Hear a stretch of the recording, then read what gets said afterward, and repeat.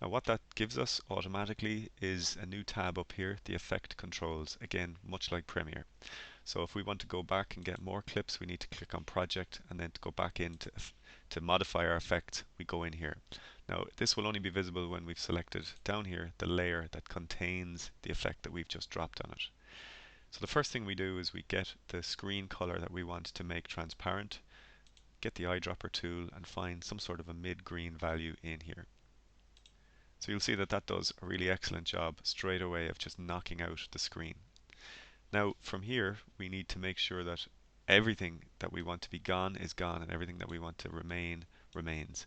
Now you can't really see too much detail about transparency left over from our green screen in this view, because we're seeing a lot of the background image and it's easy to trick the eye into thinking that a part of the cloud or that a piece of our foreground clip is actually a piece of a cloud or something like that. So what we need to do is we need to go changing our view from final result to screen matte. Now what this gives us is a kind of a temporary key image that shows us all of the areas that are going to become transparent, i.e. the black areas, and all the areas that are going to remain opaque or visible, i.e. the white areas. So you'll see here we've got a kind of a grey cloud. That means that the keyer didn't successfully remove the screen here.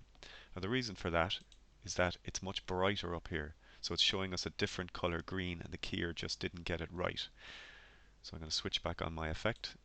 Now, we just need to modify a few settings to get rid of that. The first one that you're always going to want to modify in this situation is your screen gain. And what that does is it fixes those kind of grey cloudy areas on the screen.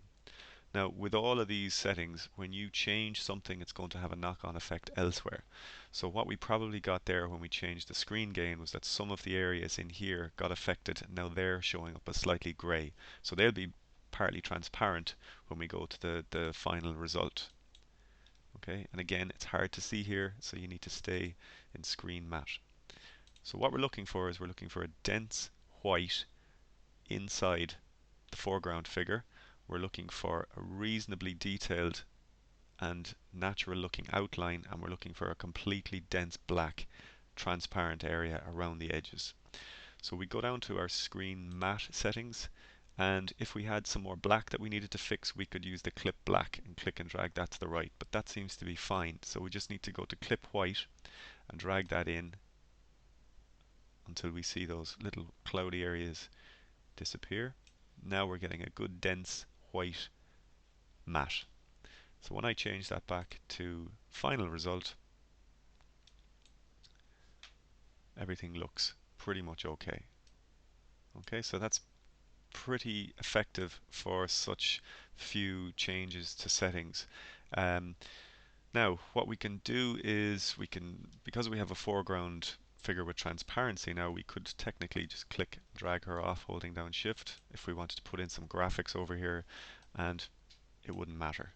Okay, so that's the beauty of working with this kind of setup and green screen, is that you could do all kinds of stuff to the foreground image because all you have is transparency around her. Now we can reposition her and reframe and put all kinds of stuff in the background. Okay, so I'm going to save this into a particular folder. Okay, that's fine. TVB compositing, and call this um, AE for After Effects, GS for green screen, sports. Now I'm going to go back into Premiere, and what I can do in Premiere, because they're both Adobe products, I can import that composition directly in here and use it as a clip. Okay, so I'll go File, Import, find that file that I've just created in After Effects, click Open. So it prompts me to look for a particular composition. Landscape, that's the one that I've just worked on. Click OK, in it comes, and now that is a linked composition that I can drag out onto the timeline and work on. Okay, so I've created this Keylight effect in After Effects and I've imported it using what's called a dynamic link in Premiere so that it's now available for me as a clip.